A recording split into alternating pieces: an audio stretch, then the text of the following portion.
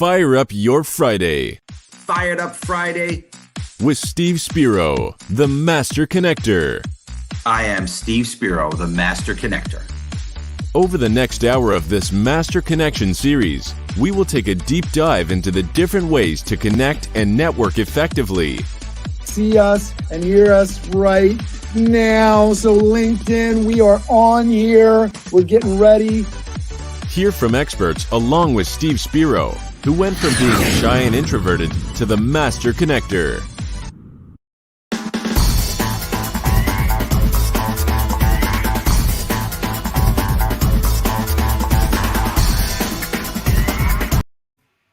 All right. This is the Master Connection series. We want you to like, we want you to share, shout out your city, state. We want you to ask questions today. We are so thankful that you are tuning in. My name is Cameron Toth. We have our host of the show, Mr. Steve Spiro. I'm going to get right into introductions. If you're tuning into the broadcast, we definitely want to hear from you. We got Braden Daniels already tuning in from Mansfield, Texas. So I'm going to go through our introductions today and starting off with our Master Connector himself, Mr. Steve Spiro. Steve Spiro is a martial arts black belt and a master networker. He has moved from being a shy, introverted kid to the Master Connector he is today. Steve Spiro is a certified customer communications consultant with Quadient, where he consults and mentors companies to help them find more effective ways to connect with their customers. Steve Spiro believes in the power of mentorship, growing oneself through self-development, and continuing to create meaningful connections through building a large network. Welcome to the stage, the Master Connector himself, Steve Spiro. You're on mute, brother. 2020 theme song. I'm glad you were the first culprit, not me. Yeah, there we go. Got it done before that. Before the 2 o'clock hour. We got Braden Daniels checking in. Go ahead, Steve. No worries. Well, hey, Steve Spiro, the Master Connector here. Cameron and I really appreciate you tuning in. So we're here every Friday, 2 p.m. Eastern. We come at you with engaging content on how you too could be a Master Connector. And during this Master Connection series, each week our goal is to gather subject matter experts to impart their wisdom on us. So welcome to the show, and we're going to hear a little bit from them in a minute. But right now, I'm really blessed to have my co-host, Cameron Toth. Cameron Toth is the host and founder of Biz Dev Live. Cameron Toth founded the Toth Event Staffing in 2011. Toth Event Staffing is a hospitality company providing staff to caterers, cafeterias, and catering departments in Westchester, New York, and New York City. Biz Dev Live was founded in 2020. Biz Dev Live takes Cameron's entrepreneurship experience and combines it with his passion for helping young people and business-minded professionals. Cameron Toth's mission in life is increasing access to education and opportunity for all people. So please bring to the stage Mr. Cameron Toth, the man, Mr. Oz, the Oz behind the curtain, sir. Thank you very much for the lovely introduction, Steve. Thank you. I just want to remind everybody, you got those clappy emojis, you got the insight, curious, all that. Make sure you're hitting those buttons. Let us know where you're tuning in from. So excited to see Braden Daniels in the chat. Augustina Holtz checking in from Fort Myers, Florida. Luann DePrado from Richfield, Connecticut. And Michelle Alfana Ida, I hope I'm saying that name right, from Rockland. Love the Rockland family out there checking it out. I'm going to start introducing our amazing expert panel. Make sure you're hitting those buttons, those clappy buttons, those heart buttons and all that. I'm going to introduce the amazing Annie Leib first. Here we go. Annie Leib, she's an MBA, is a global goodwill ambassador and empathetic warrior, a mind, health, and wellness catalyst, podcast creator and host, and the CEO and founder of Annie Leib LLC. Her mission is to make an impact on the world by helping people uncover and be their truest, most authentic selves. She does this with her own authenticity and vulnerability, along with her vast life experience. Please welcome to the stage the amazing Annie Leib. Hi, thanks for having me. I'm honored to be with the rest of these fierce women and you guys. Yeah, absolutely. Yeah, we got a good dynamic going on here. A lot of female power here on the show today. We like that. I'm going to go over to Kim Orlesky. Kim is the founder and CEO of KO Advantage, the only subscription-based sales university and sales unicorn, matching and contracted talented virtual sales professionals with companies. She's listed as LinkedIn's top sales influencers and continuously named as one of the top sales leaders to follow. She's Startup Canada Woman Entrepreneur and Success Magazine's most inspirational blogger. Kim has been selected to speak to groups such as Inbound, Comcast, Zoom, and Inc. magazine. Her third book, Sell More Faster, is available right now as she writes her fourth book on virtual selling best practices. Please welcome to the stage the amazing Kim Orlesky. Thanks for being here. Thank you so much, Cameron. I'm pumped to be here. We're going to be talking about balance, and here I am on my day off. So you get me in my most natural state. We love it. We love it. All right, I'm going to go over to Gillis. Here we go. If I can hit the right button, there we go. As a former member of the United States Coast Guard, Gillis became a strength and conditioning instructor for boot camp recruits, training over 800 recruits individually. She learned how to break through both mental and physical barriers that held back the recruits. After learning so much about people and the barriers that hold people back, she became a seeker of truth. She began her research studying how the mind works and why so many people remain stuck in life.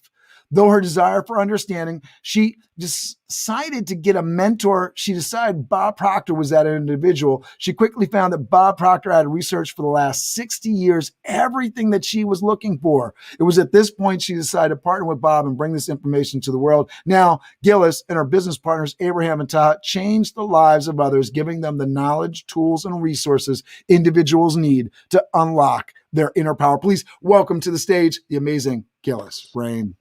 Thank you. Thanks for having me. Thank you so much for being here. All right, I'm going to go over to Olivia Nunn. Lieutenant Colonel Olivia Nunn, commissioned as an ROTC military graduate through Radford University ROTC program in 2001. Lieutenant Colonel Nunn has served in command and staff positions with the United States Army, including 3 combat deployments to Iraq. Lieutenant Colonel Nunn developed the United States Military Academy at West Point's social media presence and redesigned the Academy's website while assigned to the Academy. Lieutenant Colonel Nunn was responsible for developing and mentoring cadets as an assistant triathlon coach of the West Point triathlon team. Olivia has served as an official Army spokesperson, lead strategic communicating planner, and executive officer to the Chief of Army Public Affairs. She assumed duties as the Director of Communications, Soldier for Life in September 2018. Lieutenant Colonel Nunn also serves as the podcast host for the U.S. Army Soldier for Life podcast series, the lead for women initiatives, diversity and inclusion, and social media manager. Please welcome to the stage the absolutely awesome Olivia Nunn. Thank you so much for that kind introduction, and super excited to be here and be able to share the platform today with some amazing and powerful and fierce women. So thank you. Oh, absolutely. Absolutely. All right. So we're going to get into our show. I just want to shout out all the folks in the audience. So excited. Everybody's tuning in. We got Mr. Chris Janewski checking in from Yonkers, Elizabeth King checking in from Rye, New York, and what a group, Luann says. We appreciate you. So we want to hear your comments. Remember, hit those nice clappy emoticons down there. LinkedIn loves that. Share this with your network. We really want to hear from all of the folks that are not only on this, watching this, but are connected to you, that can jump in and help make this a fun place to connect with people. Like, share, shout out your city and state. We want to know where you're tuning in from. We want your questions. We want your comments. So definitely keep them coming. What's going on, Mike? Cameron gives such great intros. I appreciate you, Mike. I'll take all the compliments you can give today. I appreciate you very much. All right, so we're going to jump into the topic today as I click a whole bunch of buttons here and move around. We want to get this conversation started, and we want to hear from you. If you're watching, we want to know, what are your tricks? What are your things that you do to help create balance in your life as you're moving towards success, personal success, business success, life success? What's your perspective? We're putting this out to the panel. And Steve, what's your perspective on this? Is there a proper balance when striving for greatness. I'd love to go right around the room. Steve, if you'll get us started off, and then we'll go to the ladies. Again, utilize that private chat in the background and let us know who wants next. Go ahead, Steve. Yeah, so first I want to give a shout out to my mom, Annie Leib Spiro, my amazing mom. You know, she's been watching the show very regularly, and you know, we were sitting afterwards, and she's like, I want to participate, I want to, you know, add value, but a lot of these topics are, you know, over her head. She's, you know, in her late 70s, and so she's like, but you know, one thing I was thinking about is what about, you know, balance and success, and like, Mom, that's a great topic. So. But to be honest with you, my perspective, I don't know if there's a balance. And I brought together with Cameron and I brought together some amazing panelists, because I'd love to hear your guys' perspective on this, because I'm not so sure there's a balance, right? I think when you're, you know, when you're going for it, your hair's on fire, you know, life is crazy. But yeah, there is some definitely, and later on in the show, we'll talk about some, you know, what are everyone's tools for helping to try to bring some balance to life. But I'm not so sure. I have some incredible mentors in my life, and you know, they said that, you know, very often when you're going for it, there is no balance, right? If you look at the NFL players, you know, they're literally, you know, they're playing on, you know, Thanksgiving Day, they're playing on holidays. I mean, you know, I don't know, you know, and I'm curious to hear what everybody else says. Is there a balance when you're really going for it? Now, in general, when you settle back, yeah, there's times in my life that I've got balance, but there's times where it's definitely out of balance. That's for sure. So love to hear what everyone else has to say too. 2020 theme song, Cameron. First time got me. All right. So I just want to shout out Christian Newski. He says having a routine definitely helps. I'm sure that'll come up more than once today. Shout out to the DJ checking in, Jennifer Henderson from Brooklyn, Andy Phillips checking in from Croton, New York, Susan Knoll checking in from Florida. Lots of Florida in the house. I know Kim Orlesky wants to jump in. Go ahead, Kim. Okay, so I mean, let's talk about balance, right? Because I feel like it's something that everybody individually needs to find for themselves. So, I mean, we got a chance to meet with the ladies here beforehand, and I didn't hear about their personal lives. We talked a lot about like their business successes. Myself, I have a 4-year-old son, and when it was time for me to come back to work, he was about 4 months old, 6 months old. I was like itchy. For me, balance was working 4 days a week. I wanted to be there for my son. Even before that, when I was working in corporate, I had actually started to negotiate with my employer at the time that I would be in a work from home position 2 days a week. It was an extreme thing to think about. This is like in 2014, 2015. But I thought if I could push the envelope a little bit in order to get what I needed, I knew that I could give the very best of myself. So whether that was to an employer, now today in a company, we decided right across the board to make the entire organization a 4-day work week. So I wasn't kidding when I said like today is my day off. Everybody in my company has Friday, Saturday, Sunday. And what that means is that we're going hard Monday through Thursday. Let's give people the break so that they are recharged and ready to give back. And balance means something different to everybody, but I think you really have to find that and then be willing to ask for it. Yeah, absolutely. And I think that asking for it, right? It's almost like the secret to the universe, just giving yourself the permission to ask for what you want in the world, right? I know Annie wanted to jump in. Go ahead, Annie. Thanks, Kim. I'm going to echo a lot of what you said. Oh, I'm looking at just myself now. I can't see the rest of the women. Okay, so I'm just going to talk to myself. So I think that it's very personal, the way that we set boundaries and create routines and have balance in our lives. So for example, I'll give you a personal example. I'm divorced. I have 2 kids, 9 and 11. And when I don't have my kids, because I don't have my kids 100% of the time, we have split custody, I go to extremes on those days. Healthy or not, I'm just being completely transparent and honest. I go to real extremes during those days when I don't have my children. When I do have them, I try to tap the brakes a little bit because they need my presence. I'm their mom and they need me there. And I'm an entrepreneur. I have my own company, so I'm able to do that. And that's not going to be for everybody. You know, everybody can't work 4 days a week. That's awesome if you can, but not every company is going to allow that. Not everybody can. Not everybody can do what I do, where I get to tap the brakes twice a week. So I think it's a really personal thing. And I think I forget who said it, but somebody wrote in and said, I think Chris maybe wrote in and said routines. I'm really, really, really into a daily routine, and I pretty much stick to it every day of my life. There it was, Chris. I remembered. So that's my 2 cents.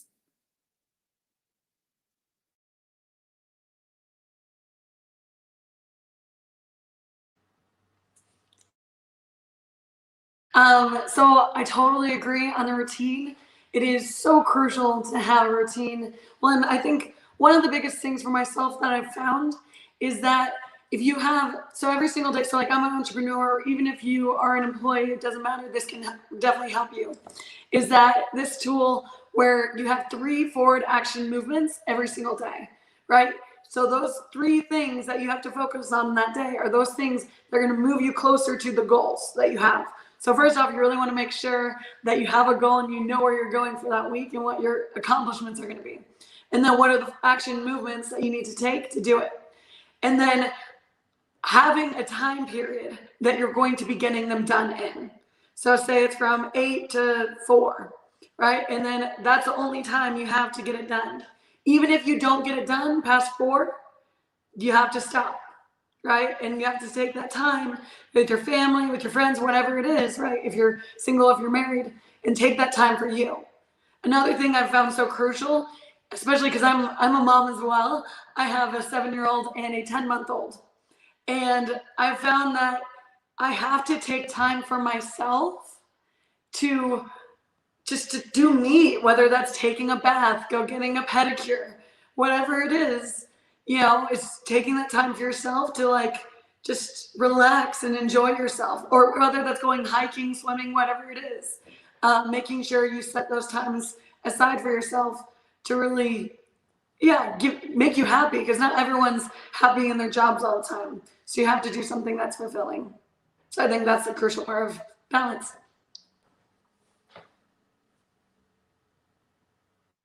You're on mute, Cameron. Oh, second time. I got Olivia going next, and then we'll go to Kim.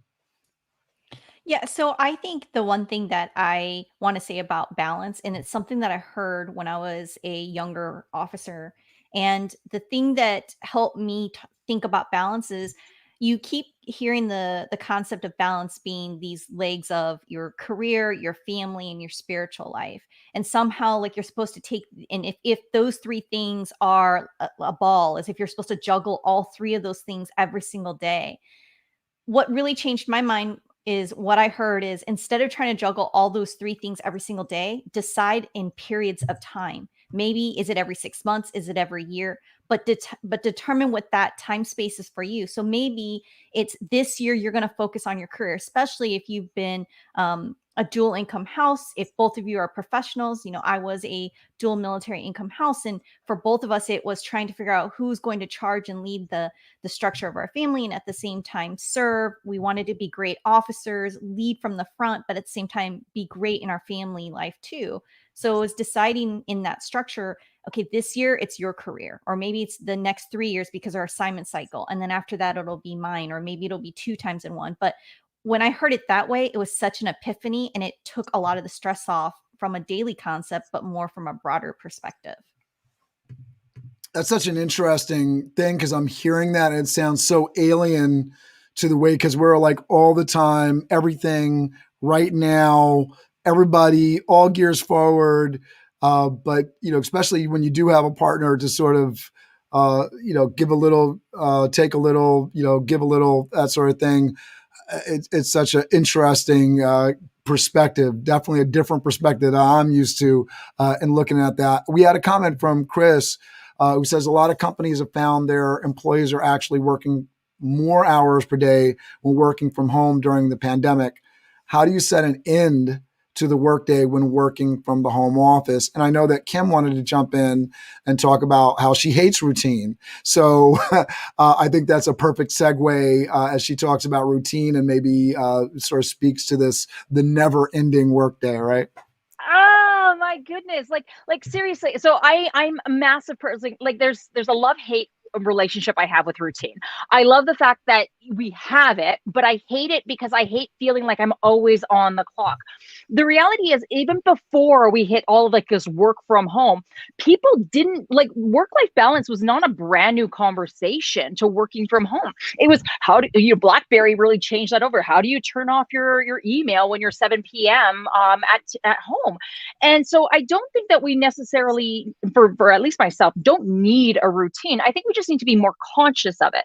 And I think there has to be a certain level of giving ourselves permission that if we are going to be like call the spade, you're going to be working at 5 p.m. or 7 p.m. or opening up your laptop at 9 p.m. at night.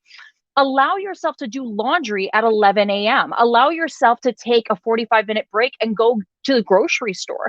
One of our brand new employees started with us and he says, I've never worked from home before. Like, what advice do you give me? And I think he was honestly looking for me to say like routine and schedule your day. And I said, give yourself permission. And if you and your wife want to go out for lunch in the middle of the day, awesome. Like, go do that, because there has to be not these moments of we're on and then we're off, but rather like this equanimity, like you're on and off and on and off. And it becomes more of a fluid thing. Recharge yourself constantly through the day. Otherwise, that's when you get to the extremes. And those are the people, and I have a great example of this, but when you get to that recharge point, you're 0 to 60 as fast as you can. And then my husband's looking at me and he's like, Kim, he's like, it's 9 p.m. and you're going to bed because you've had like a full bottle of wine. You've had a lot of fun, but you're done. You're not like enjoying yourself with our friends anymore. So we want to make sure that we're finding that, anything like in moderation.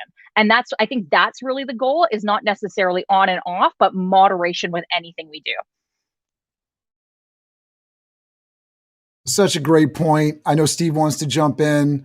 I feel like we're going to talk on a lot of different things, and this comes up over and over again, and we kind of know, right? We know in our lives, moderation, right? We know we need to exercise. Exercise is always the thing that comes forefront of my mind. Nobody needs to tell me I need to exercise or eat better, but the accountability thing, right? So how do you moderate yourself? How do you hold yourself accountable to that? How do you have other people in your life help you hold yourself accountable to that, so that you can actually, right, go shopping at 11 a.m. in the morning because you were working at 11? Like, how do you hold yourself accountable, forgive yourself, give yourself permission, all those pieces to that puzzle, right? Go ahead, Steve. So such great nuggets so far. So, and that was great, Kim. And I agree with that, and I also was in a flexible work from home type of scenario for a long time, well before COVID. And it's been an interesting balance, right? I will take calls after 5, 6 o'clock. These smartphones, you call them Blackberries. I remember when I had a Crackberry, life was interesting then too. But yeah, there's no clocking in or clocking out anymore. You're working or you're not. But I love the fact that you could be flexible throughout the day. And so one thing I will say that's helped me, and then we're going to get into it in tools later, is blocking out time on my calendar and specifically putting things on my calendar. Like right now on my calendar, I literally put in a time that I'm going to be working out, right? And that's my time. And in the morning, every morning, I have a morning ritual. Cameron knows this pretty well from probably mentioned it every show, but how I have a morning routine that's about an hour and a half, quite frankly, between stretching and praying and meditation and self-talk and on and on, reading and all that. It's great stuff. But so it's a routine, but at the same time, the rest of the day, there's very little routine. It's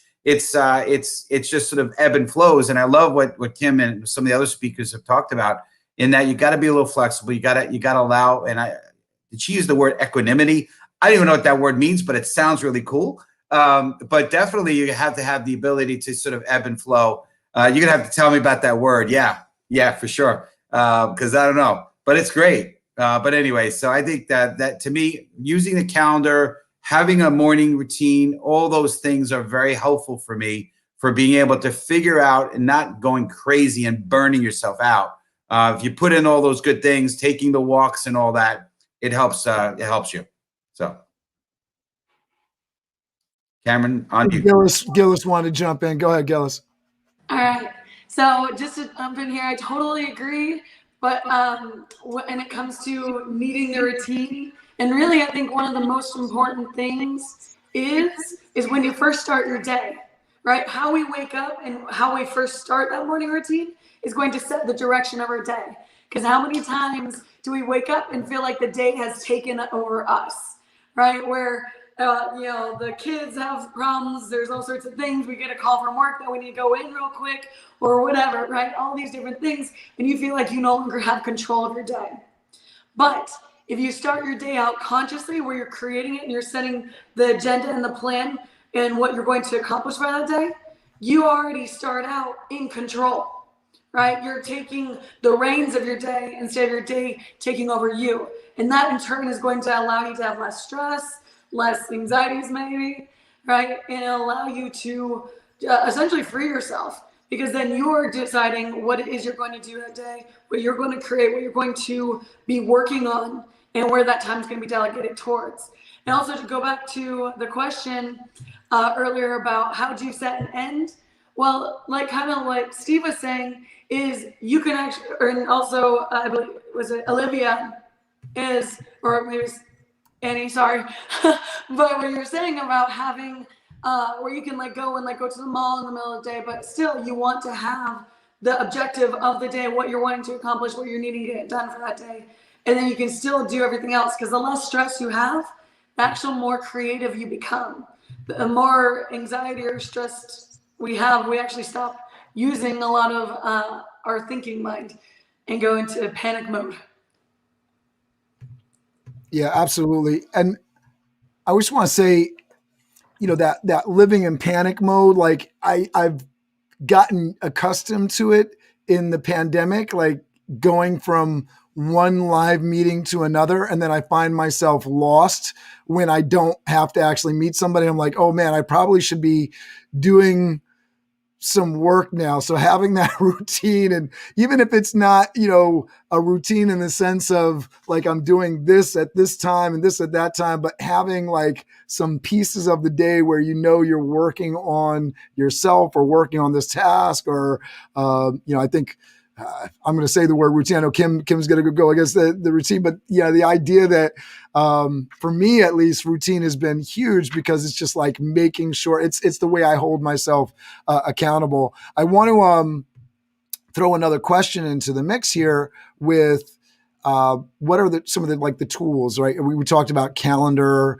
I know we've talked about on the show Calendly in terms of setting up appointments, but what are some of the tools and techniques that you have created, whether it's in your personal life? I mean, we could talk about, the to-do list on the refrigerator for family, or the way you set up things in your house. I remember listening to Barbara Corcoran speak from Shark Tank, and she was talking about growing up in her house, and she was one of 10 kids, and her mother had a sock drawer, and it was just like a free-for-all of socks. So the kids did not have their own individual socks. It was like community socks, and it was like all the socks in the drawer. I thought that was a fabulous idea. I have 4 kids at home with my wife, so I was like, and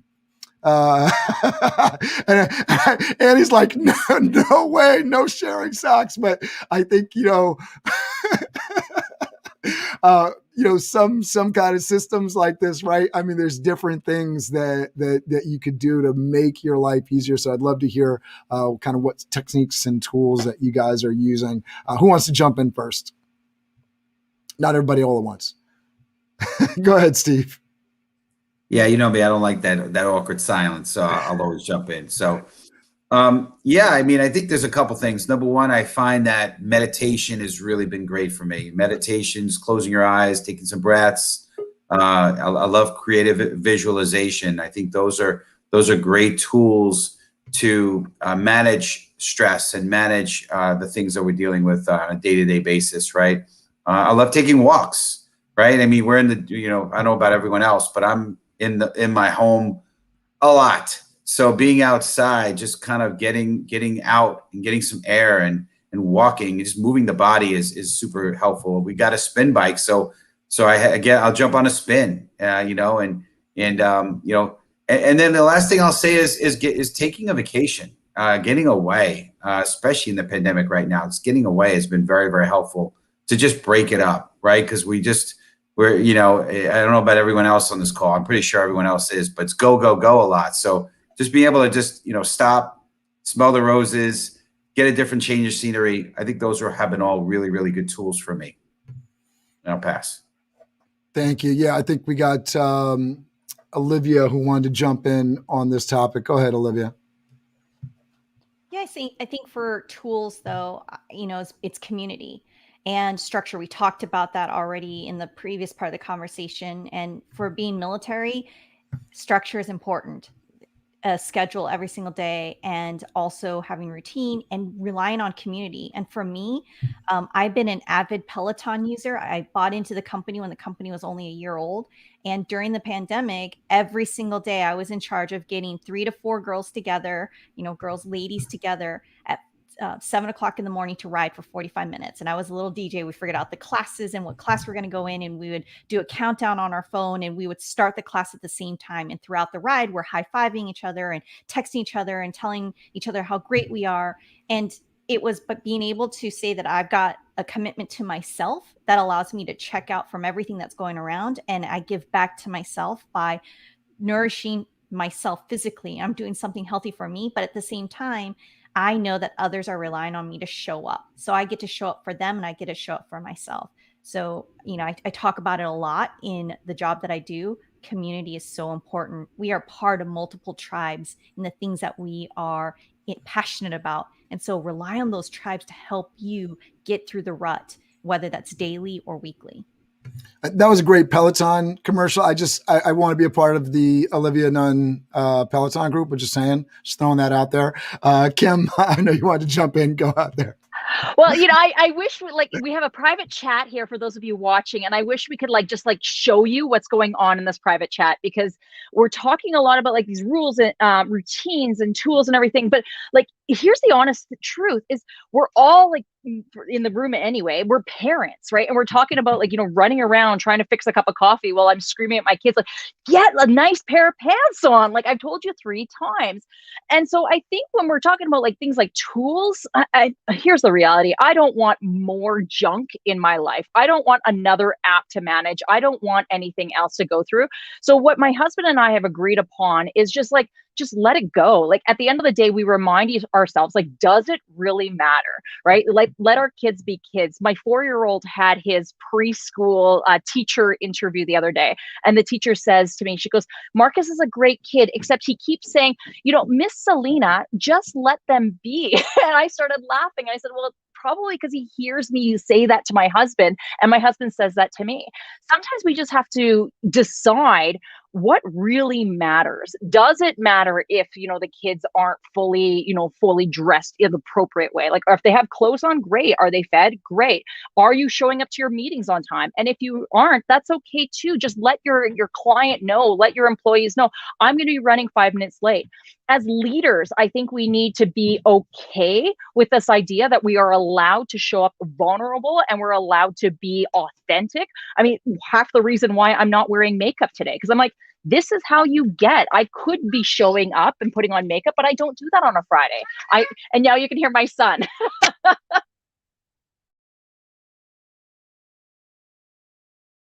This out there because I think this has been a major topic since the pandemic's gone, and it was a little disturbing to hear or see articles about challenges in the workplace where more people. I just saw the article. I don't know what the statistics are, but more people are facing sort of challenges and abuses now, or facing discrimination because of things going on in the background. I just participated in a college and career day that was virtual with the high school students, and that was terrible.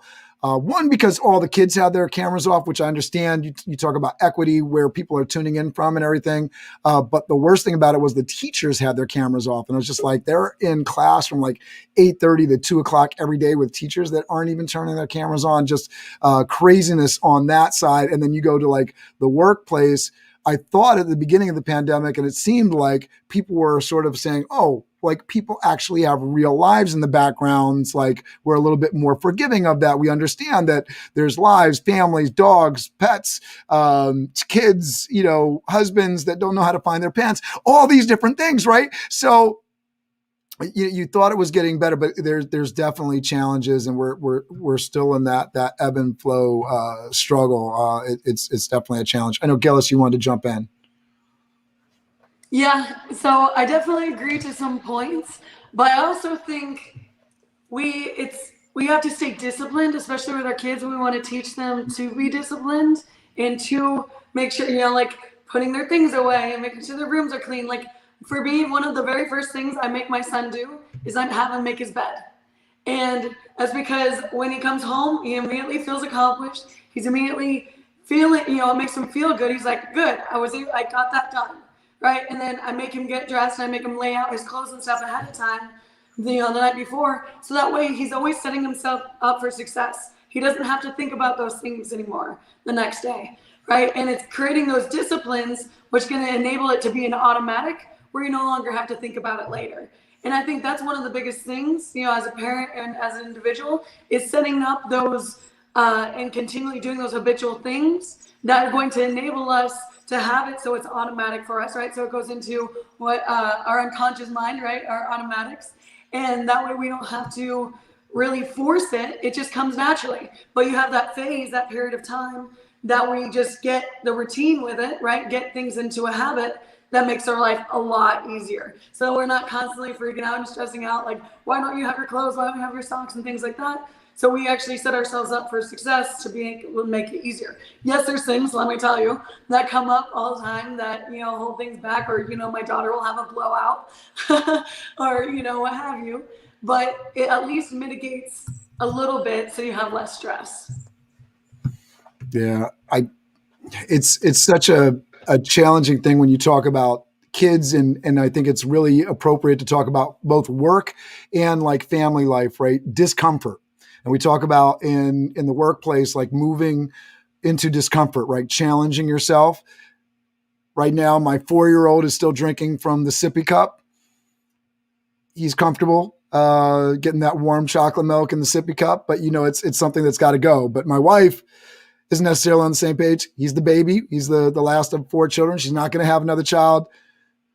There's that. It's comfortable for him. It's comfortable for him, but he shouldn't. He needs to eat more, right? Like it's that discomfort level. And then in the workplace, right? Well, I'm comfortable telling this to so-and-so. I'm comfortable not challenging them on making that phone call, but it has to happen, right? In order for growth and for forward movement, it's got to be, you got to move towards that uncomfort so that the child, right? Maybe they don't want to organize their clothes for the morning, but it's that kind of discipline.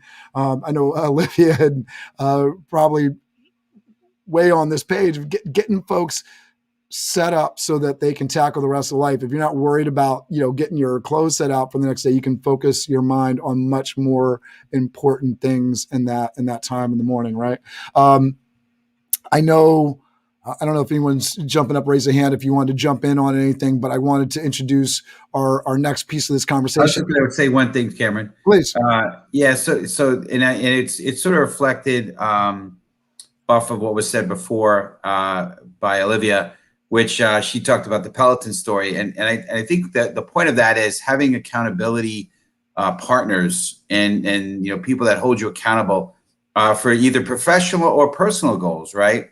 I participated with a group on, we did like a little kind of contest, and some of that was like, drinking 100 gallons, not gallons, 100 ounces of water every day and doing 100 sit-ups and 100 push-ups. And so just making sure that someone's holding yourself accountable, I think is another way, another good tool to be able to keep the balance in different parts of your life, right? Because, there's mind, body, and spirit. And you always, a lot of times we're focused on feeding one, not always all three. So making sure that you got somebody holding you accountable for all three of those things that I find is very important.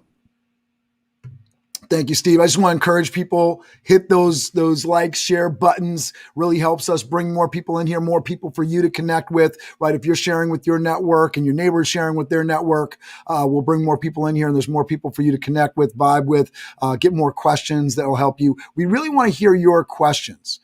We have amazing panel assembled today. So your specific questions about challenges and things going on in your life, the more specific, the better. We can really add input into what you actually have going on in your life. That's the whole point of this show, really providing that value through assembling amazing experts and professionals on the show, but also utilizing the power of the LinkedIn audience, because you guys are all experts and amazing in your own right.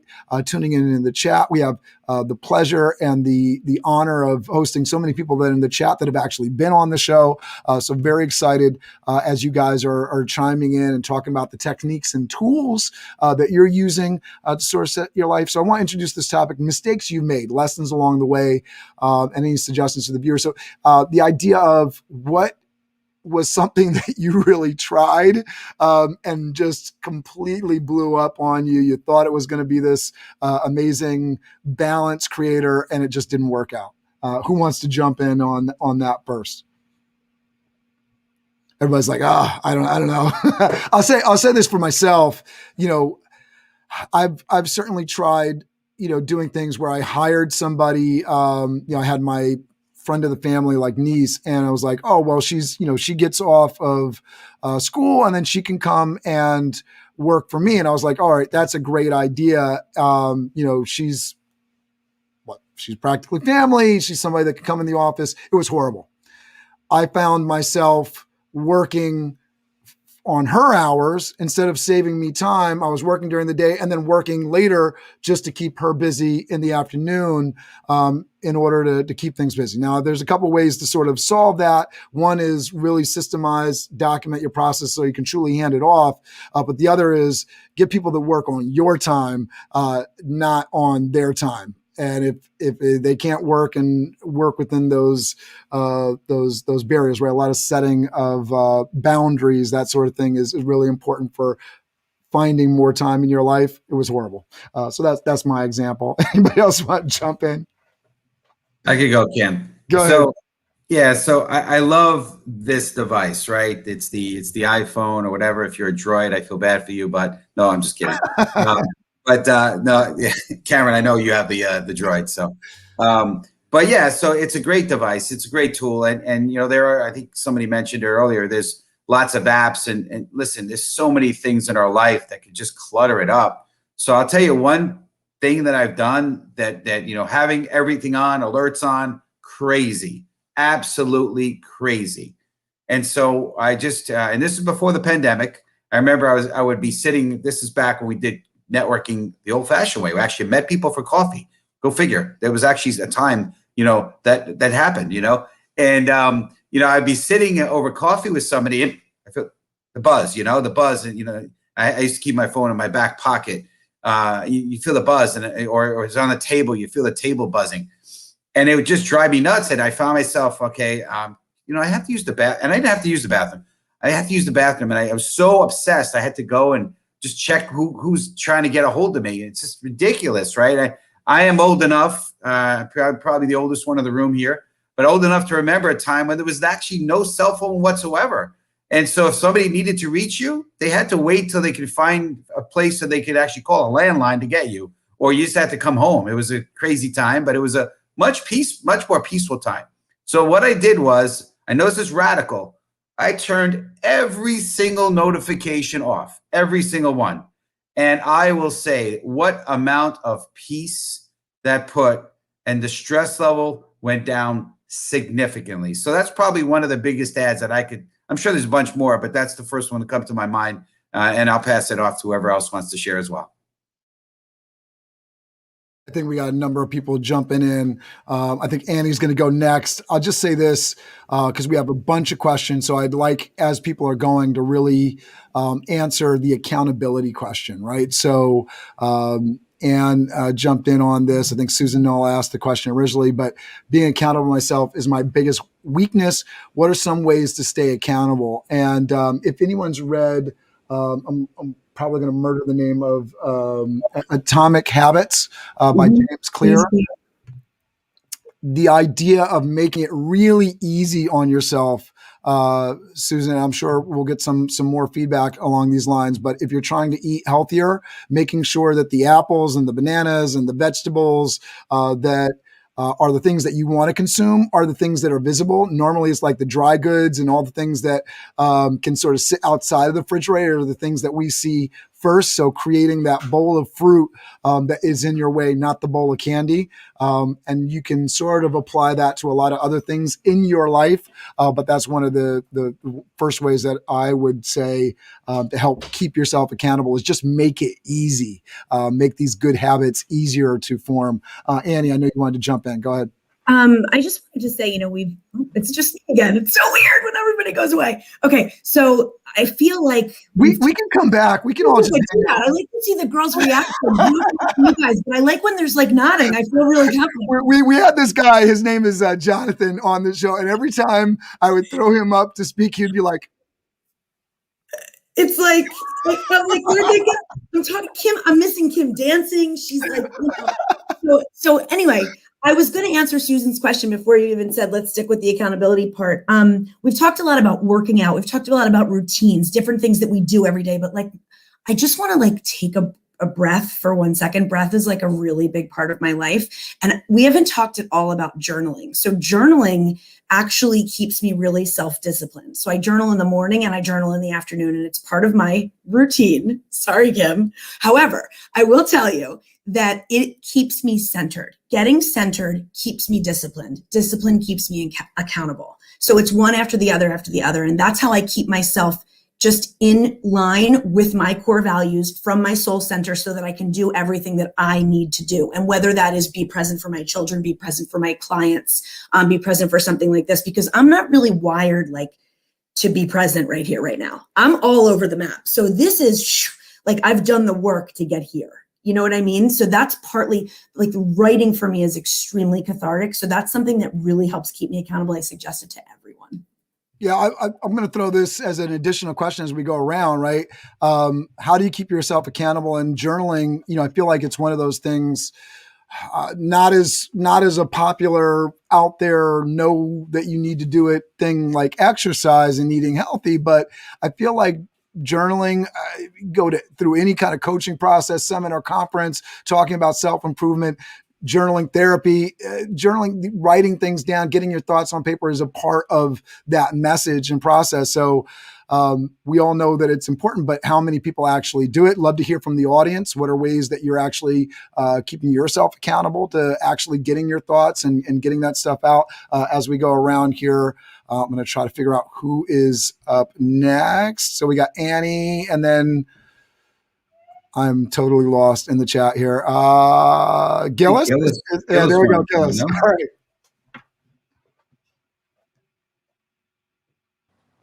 There you go. It's supposed to be Annie or me? Gillis, you're good. Okay, I wasn't sure.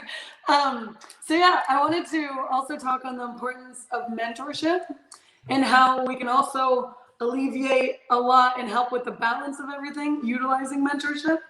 Because when we have a mentor, we have someone who's already accomplished and done what it is we're wanting to accomplish. It's like, the quote, standing on the shoulders of giants. We then can learn from all their mistakes, all their things, and, take the steps that they now know is the way to be able to get to where you're wanting easier, right? With ease. That's one huge part. Also, Steve was writing in our chat saying about how he has a gratitude list.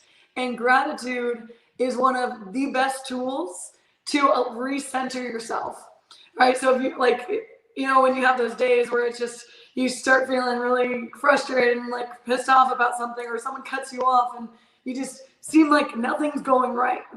If you just go and you take that moment, that breath, like what you guys were just talking about, and just take a moment and then just feel gratitude. You don't even have to write it out. As long as you're feeling it and embodying, and you think about at least 5 to 10 things that you're grateful for, you're changing your state, your being of your body. You're then putting yourself more in harmony with what you're wanting, right? Because you can think about everything's frequencies. This table, this phone, this computer that you're watching from is all vibrational frequency. And so when we're thinking in a positive, all right, you got to break this down for me, because I hear this. This is not the first time I'm hearing like the frequency thing and the sound thing. So I want to first is anybody else on this same wavelength? If you're in the comments and you're all about frequency stuff and everything, because you start talking to me about the table has a frequency, and I'm like, what? It's all molecules vibrating at a different wavelength. So you're telling me we're getting into quantum theory? Is that where we're going? Quantum physics. Yeah. Okay. All right. Because I mean, if you think about it, it's So energy, wait, right? so when we were talking pre-show about getting deep into the weeds in terms of stuff, I think we gotta go. This is another show. I feel like we gotta get Neil deGrasse Tyson in here to talk about the vibration of the desk, and then maybe I have a chance at understanding this. All right, so. Let's go to gratitude. keep going, Gillis. I didn't mean to interrupt you, but I No, just you're good. call that out. Go ahead. Nonetheless, just go to gratitude. Gratitude is going to put you in the right state to attract what you want, right? And it's going to put you at ease and allow yourself to experience a better day, have better results in your life. It's going to turn your bad into a good. All right, beautiful. I won't tell you the science. Go ahead, Kim. I know Kim wanted to jump in, and then Olivia. Go ahead, Kim. Yeah. So I love the idea of mentorship, but I wanna be clear that there is certain levels of mentorship that work better than others.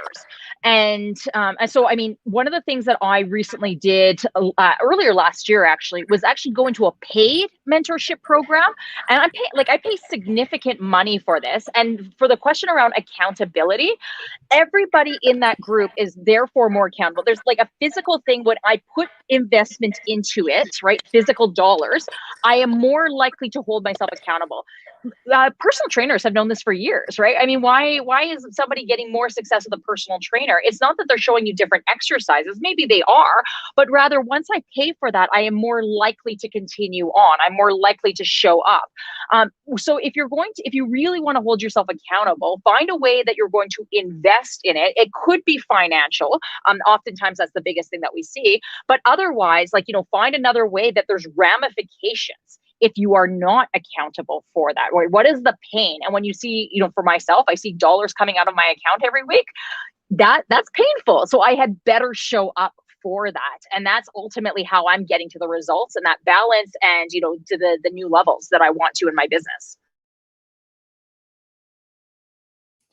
I think to kind of talk about process and mentorship. So something that I wanted to bring to light is that in the military, specifically in the Army, when I was a company commander, the thought was you wanted to train your staff, so your executive officer, to be able to do all of the processes and all of the things that needed to get done on a daily basis so well.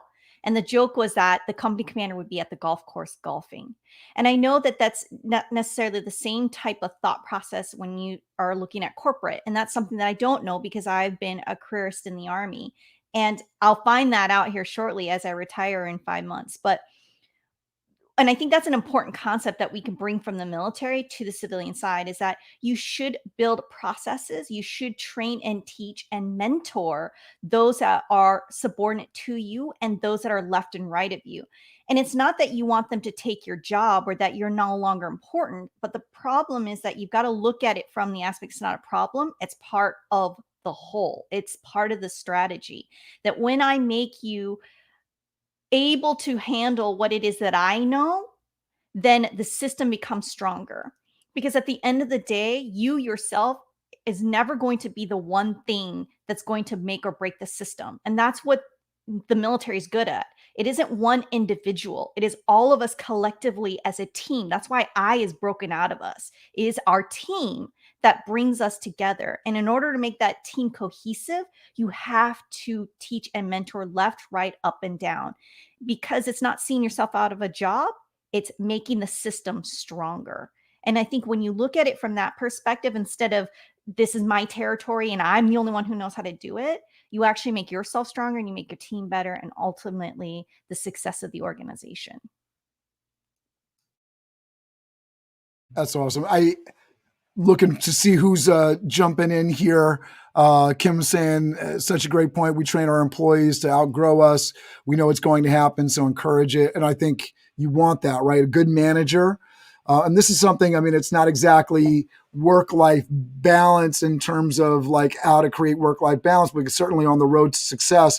If you have a manager, if you're currently working for a place or you're working in an agency or something like that, and you have somebody that's above you that isn't about giving you all their tools and all their information so that you can do your best, most awesome job, that is not a good manager, right? If they're not teaching you and growing you, because the idea, and I got taught by, I thought a really good manager was, if I can learn everything that they can do, I can go to their position and they can move to the next level, right? And that's the way a business grows. And if you got somebody that's holding on to their stuff, they're not about growth and they're not going to let you grow. All right, who wants to jump in? I'll go. So also to touch on that, it's leadership is the development of people, right? And so if you're a true leader, you're going to be developing your people and helping your people succeed and grow, right? And so one other thing I wanted to, accountability is having an accountability partner, right? And having someone you work with, even if it's not a mentor, someone who's, you know, either at your level or slightly above, that you're working together to push each other to get, you know, to those next levels. Talking about accountability partner, I'd love to just kind of go quickly around. Gillis, since you started that off, that piece of the conversation, how do you reach out? Like, how do you find an accountability partner? And do you have multiple accountability partners? Do you have like an accountability for, like Steve was talking about, for exercise, and the accountability on the professional side? I'd love to go Gillis, Annie, Olivia, Kim, just kind of go round robin here on how to find this, and then we'll kind of do closing statements. Go ahead, Gillis. Yeah, for sure. I definitely agree with Steve in the fact, like, because if you think about it, your mentors have specialized, or your accountability partners are specialized in certain areas. So you could have, you know, a great mentor or partnership, essentially, where someone's great with finances and, you know, you can learn a lot from them in that area, but say their weight's really not good or their health isn't that good. So you wouldn't want to get necessarily health tips or health advice or accountability from that individual, right? So it's finding the right people who can help you and push you, and you push them in those specific areas.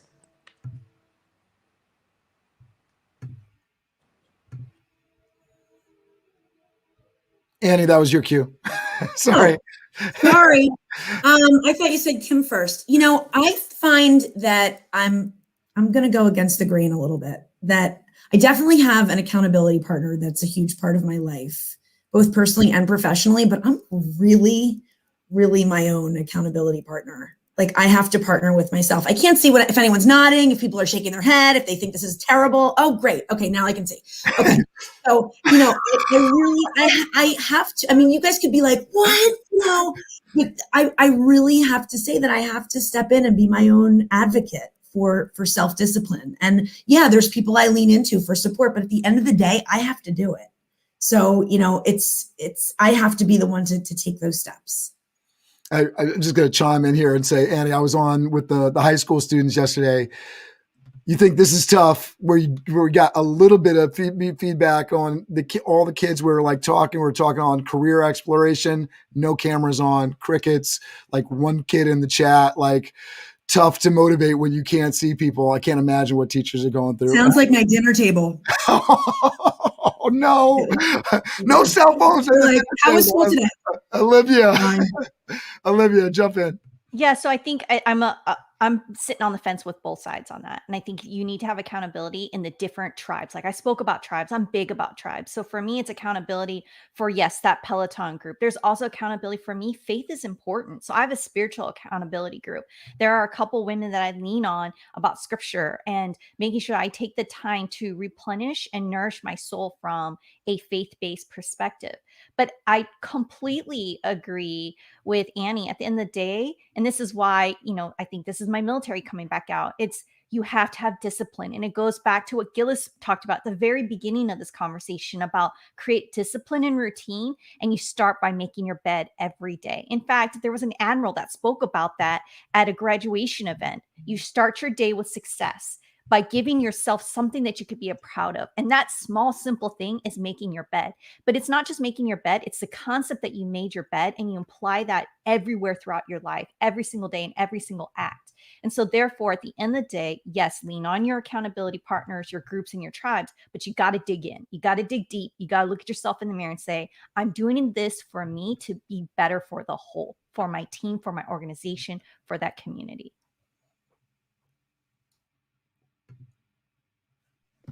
Yeah, I have the opinion on accountability is, I mean, there's reasons and seasons. And I think that we need to look at accountability partners as they're here and then they should be gone. Hopefully we've outgrown them. In my business, I mean, with my team, each person on my team has their work buddy. And for those of you working from home that are part of a team, I would recommend this, that they actually just meet for a virtual coffee, just to talk about things that are outside of, personal development, just what is going on. Accountability partners are really difficult. And for the ladies in the room, I am going to be controversial here. It's lonely at the top, right? And it gets harder and harder the more we grow up in our business, because I find that as from a business mentorship portion, as I'm trying to hold myself to higher standards, there's very few, specifically females, that are up there. And so I have to be much more open to what I'm looking for, which means that I can't just find one mentor specifically in business. I may have to look for 3 or 4 different ones that are all amazing in different areas. And then we'll see each other maybe once every 6 months, maybe once a month, maybe once a year. But knowing that that has to happen and the discipline has to be there on my behalf in order to make that happen. Thanks, Cameron. So that's great stuff, and I love that work buddy comment that made. But one thing that I will say, regarding accountability, and so number one, I've got a mentor in my life, and he didn't ever ask me this, but I started to send a text every morning as to what I was accountable, the things that I wanted to hold myself accountable for. So the fact that I was sending that message, whether he read it or not, helped keep me accountable to myself. So I don't even think it's about the accountability partner, because there may be times where I'm pretty confident he doesn't even read it. Okay, but I know I'm doing it. And if I have to send a text message that's like zeros, I'm not happy about myself, right? The other thing that I've done, I've got a team that I lead. And one of the things that I do is I actually post to the team the things that I'm doing. So I'm accountable. I know you had said that the leadership, it's lonely at the top, right? You mentioned that, Kim, right? And so by doing that, by posting what I'm doing, I'm being completely transparent on what I'm doing, and I'm leading from the front by these are the things I'm doing. So now I'm holding myself. It's another way for me to kind of keep discipline and hold myself accountable to what I'm trying to accomplish in business and in life through leadership. We always blow through this hour. It's so much fun. I've really appreciated learning from everybody. I want to kind of close this out because we're at the top of the hour. So I just want to quickly go through Gillis, Annie, Olivia, Kim one more time. If you would just sort of give us sort of your closing positivity, work-life balance statement, if there's something special that you thought you took away from this, or something you want to make sure people are left with before we leave off, and then just identify how you'd like people to reach out to you and who you're particularly trying to connect with real quickly before we get to the top of the hour here. Go ahead, Gillis. There we go. I was trying to unmute it and it wasn't going. I guess the biggest thing I have to say is just remember what you want, right? First and foremost, make a decision on what it is you want to experience and what you want to create and what you're putting your time and energy towards. And then make sure that you're setting, tasks and goals for yourself, and allow yourself the freedom to be okay if you mess up. And love yourself, and just continue to push yourself to go after those goals, right? And to live your life. And then to contact me. So my company that I have is called I Am Mastermind. You can find, and we primarily work with entrepreneurs, game changers, sales professionals, and business owners. So if you're any of those, you can go to our website, or you can contact me on LinkedIn at Gillis Rain. And I'd love to hear from anyone. We're going to go over to Annie. Go ahead, Annie. Hi. So I am really into meaningful connection. And I have to say that it was really powerful for me and meaningful to be with all of you today. You are each inspiring to me. I'm just talking to the ladies. No, I'm kidding. I'm so kidding. I love the dudes. No, it's just us. So I just want to tell you that you really inspired me today. I appreciate you. Thanks for listening to my opinions and feelings on things. I loved hearing yours. If anyone wants to find me, I am big on LinkedIn, Annie Leib, Leib. And I just want to tell you, don't forget to breathe. It's really important to come back to the breath.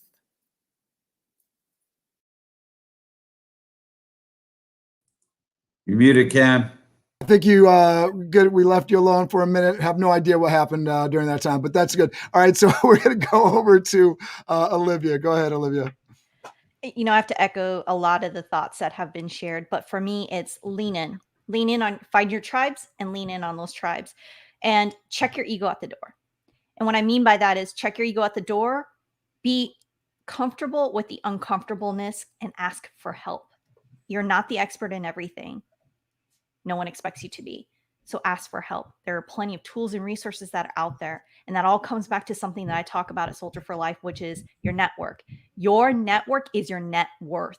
And something like what we just did here today on LinkedIn is growing your network. It's about finding those meaningful connections like Annie spoke about. So that way, when you lean in on that tribe and you ask for help, that has already been established and it's there for you to reach out and grab.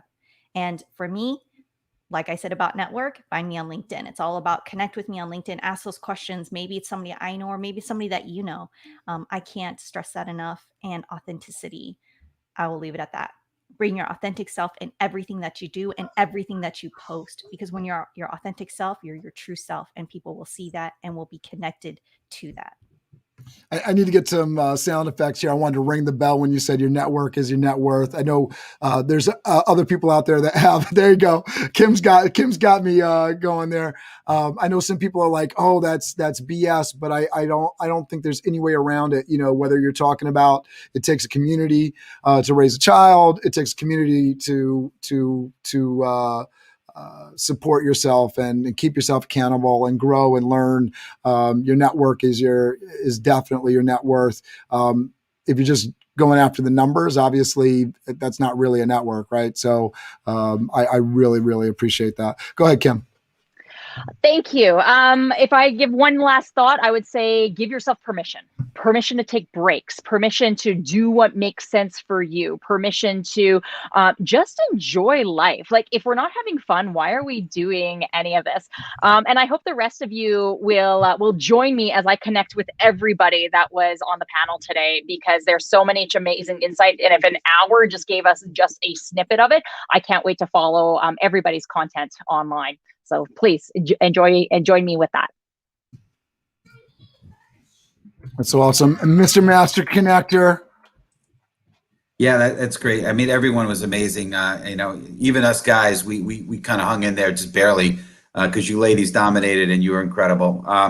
But yeah, so my thought that I want to just sort of mention about is find your passion, right? I did an exercise at the beginning of 2020, as some of you guys know who follow me. I did a life mission statement. And when you have that mission statement, everything that you do in your life, there's a purpose, there's a passion behind it.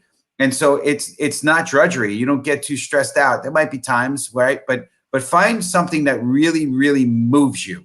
And if it's moving you, you're going to want to do it. And, it's a labor of love. And there's going to be times it's drudgery, but you definitely enjoy what you do. Find me on LinkedIn, find me on YouTube. I have a YouTube channel, Master Connector. I am dabbling in Clubhouse, trying to figure out my way there, but LinkedIn is the best way to connect with me. And more than likely, if you're on here on this show, you're probably connected with me already. So looking forward to it. I appreciate it. Cameron, you're the best. I appreciate all you do for us. The Wizard of Oz behind the curtain there. I appreciate you, and looking forward to connecting some more. So I just want to shout out Sean Lashley, who's our digital card sponsor. He's making sure that everybody here has a digital card today. So if you hold up your camera for all our presenters, you can actually get on there and just hold your camera up, and that'll go to the links. You can get a digital card from Sean Lashley. We appreciate him for doing that. We'll reward somebody in the chat today with a digital card. Steve will pick that out and get that over to Sean. We are excited to connect with you. We're going to count down as we do. We're going to call 5, 4, 3, 2, 1, and then we're going to say crush it together. We want you to go out there and crush it. Make sure you share this live. If you thought it was useful, you thought it was something of value, make sure you share it with folks. Annie had to jump up for a 3 p.m. meeting. We know a lot of people have to do that every week. We thank you for hanging out with us. We really value your time. You make this show as great as it is by your participation, by viewing, by being in the chat, by being in the comments. So we appreciate you very much. Steve, will you lead us in crushing this thing? I'll do it right, hopefully this time. So at the count of, when we count down from 5 to 1, we say crush it. So 5, 4, 3, 2, 1. Crush it! Guys, have a great week. We love you. We will see you next week. Steve, what's the topic for next week? What do we got? We are breaking through invisible barriers. It's going to be an incredible. And guys, I don't need to say it, but be the light. Go inspire somebody today. Be somebody's light for today. Love you. Appreciate you guys. Right. And AB's going to be subbing in, I think, for you next week. AB Gabor. So we're excited about that. We got Sure. Mac Burnett, Scott Dell, Elise Michaels, and Ramon Ray checking in with us next week. We're really excited about that. Come back and see us. Thank you so much. I'm going to close this out with the video here. Thank you. Thank you very much. Fire up your Friday Fired Up Friday. with Steve Spiro, the Master Connector. I am Steve Spiro, the Master Connector. Over the next hour of this Master Connection series, we will take a deep dive into the different ways to connect and network effectively. See us and hear us right now. So LinkedIn, we are on here. We're getting ready. Hear from experts along with Steve Spiro, who went from being shy and introverted to the Master Connector.